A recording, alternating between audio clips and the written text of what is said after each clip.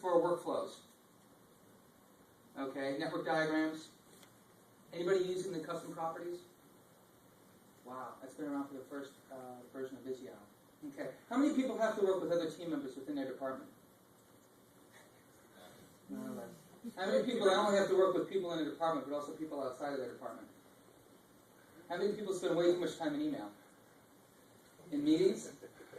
The biggest challenge we run into, now we got your attention now, right? The biggest challenge we run into is communication or lack thereof within organizations. PowerPoint is a great tool, but to be honest with you, PowerPoint is probably the biggest competitor of Visio. Okay? The challenge with PowerPoint, it's a great tool, but only should be used for presentations and presentations only. The problem is a flat file. There's no data associated with that.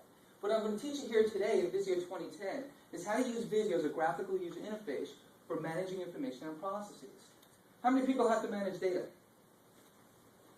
How many people here that manage data, then their manager or the executive team has to ask them to present that information?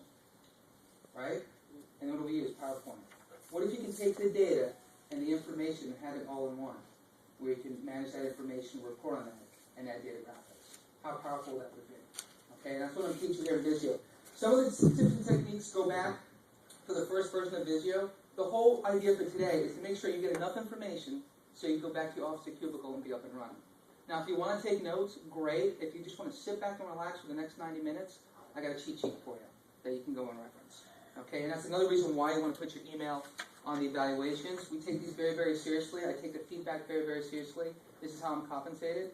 So your feedback is very valuable, but also it's a great way for you to communicate with Ishan on newsletters. It's not spam. I think it's a quarterly newsletter, but we can also send you the cheat sheet. So I'm going to go over a lot of information today.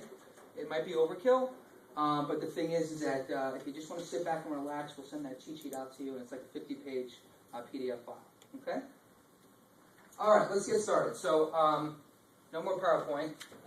We're going to do away with PowerPoint. And make sure you're sharing, because I'm not seeing the camera like you. yeah, I said desktop. I put on desktop. Share all. There we go. Okay.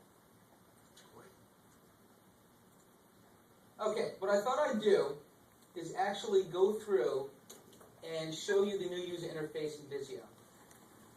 For those of you using Visio 2007, when Office released 2007, they changed the entire user interface. They introduced this ribbon, no more menus, and people getting lost in all these menus. And they made these features into categories, okay? When Visio came out in 2007, it had the old menu structure. So it wasn't uncommon for people to still be on Office 2003 and then use Visio 2007 or Project 2007 because they had the old user interface. In 2010, both Visio and Project now has the new Office user interface, which they added this thing called the new ribbon and the backstage area. So what I'm going to do is show you where all the commands are, go through the ribbon, show you what changes have occurred within Visio, the look and feel.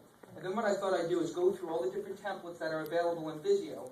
And then what I'm going to do is create a workflow. And as I create a workflow, I'm going to give you tips and techniques on how to increase your productivity by creating that workflow. Then I'm going to go and show you how to create a timeline, how to create an extended timeline, because we all work with different team members. And then what I'm going to do is give about 10 minutes for questions and answers. Anything you want to ask me. Okay? Does that make sense? Because the cool thing with Visio, regardless of what template you use, the methodology and how you manipulate the shapes and the connectors are almost exactly the same. Okay? Alright, so let's get started. So this is Visio 2010. Now when you open this up, it shows the recently used templates. Now I'm just going to go over and show you some of the templates that you can create in Visio. You can do auto diagrams, brainstorming diagrams.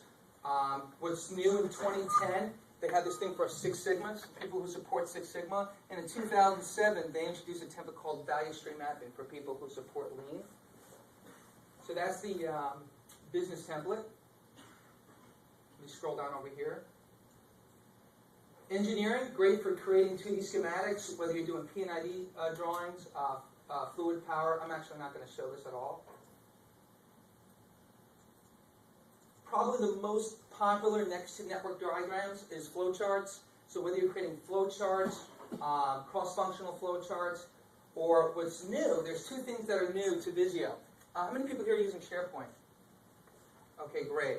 This is a new template that they've added here in Visio 2010. Now there's 3 SKUs in Visio right now. So there's 3 different products. There's standard, professional, and then there's premium. If you get the premium, you'll get the use of this Microsoft SharePoint workflow.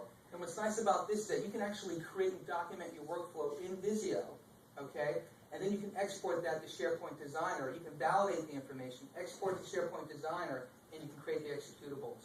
Very, very cool. I think the Visio product team and also the SharePoint team got together and did a great job of creating that template. Also a brand new template is Business Process Management Notation. Okay, that's also brand new in Visio Premium. And what you're able to do is document a business process, document that, and then validate that as well. So that's something that's brand new. You can create your own rules or import your own rules.